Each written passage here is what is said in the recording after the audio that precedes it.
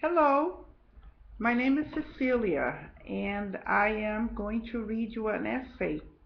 Before I start, I am going to tell you that I have to do this in two parts. For some reason, I'm having technical difficulties, and the video YouTube stops recording at some point.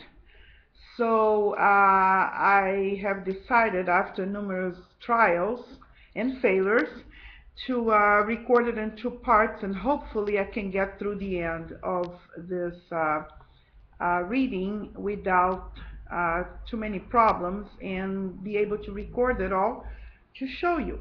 Okay? So that said, I'm going to start again. Hello, my name is Cecilia. I'm here tonight to read you an essay. It was written by a college student about her favorite English teacher. Okay? The name of the essay is Red Rose. I'm going to start.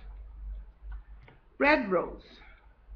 She was a petite and fragile African-American woman in her late 40s or early 50s. My favorite English teacher in college was indeed a remarkable woman. I landed in Mrs. Lynette Gray's classroom by accident in the spring semester of 1993. One of my law classes had been canceled at the last minute, and I needed another to fulfill my 12-unit scholarship requirements. I signed up for this already full advanced writing English class, was put on the waiting list, and was told by the registration clerk to show up anyway, because even though I was number 17, my chances were good, for most students dropped the class after the first lecture. The teacher scares them off, the clerk whispered. Discouraged, I rolled my eyeballs. Great, that's just what I need. Well, I liked Mrs. Gray from the moment I saw her, even though she was the high image of authority, all 5 feet 3 inches of hers. Mrs. Gray had no time for nonsense. She never accepted that a college student should be given a second chance, let alone be graded on a curve. She believed in the strong potential of the human mind and expected it to be used to its full capacity in her classroom. No excuses, no exceptions. In Mrs. Gray's opinion, we were all natural high achievers if we were given proper challenge and motivation, and she was going to see that we got plenty of both in her classroom. She declared vehemently on the first day of school, "I hardly ever give out A's." Oh boy, I sighed, thinking about my GPA and what the registration clerk had said. After a week, most of the extra students had dropped her class, the ones who were not serious. I got in from the waiting list on the second day. On one occasion early in the semester, a tall and muscular football player walked into our sunny and well-ventilated but packed classroom and in a booming voice interrupted the roll calling of about 45 students. Mrs. Gray insisted on roll calling, even though we were all college students.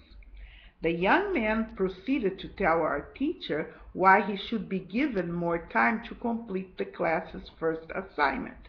After all, he played for the college team and he had to practice. He was sure Mrs. Gray could understand that and would give him, say, a couple of extra weeks. Mrs. Gray, appearing even smaller, sitting at her desk, stopped roll calling, slowly lifted her eyes, and looked directly at the gigantic young athletes over her thick-rimmed glasses, raising one single eyebrow, and deeply stared at him for a couple of minutes. We all froze. The visibly shaking young man finally turned around and walked to his seat, mumbling quietly to himself, his face red like a ripe tomato. Mrs. Gray never said a word. But there was a soft side to this phenomenon of strength. Her discussions were always so heartfelt, so emotionally human, and especially children and family oriented. Her message was always loud and clear. If you have a child, that's the number one priority in your life. She focused on our responsibility toward each other as human beings and on the importance of family love. She coached us into visualizing and taking personal responsibility for real world peace and the end of wars, greed, and racism among us all. She made us feel powerful. We drank her words with a thirst most of us had never felt before as students. We loved coming to her class and looked forward to it. We always left it smiling and rejuvenated. Somehow, her lectures always made us feel alive. End of part one. End of video one.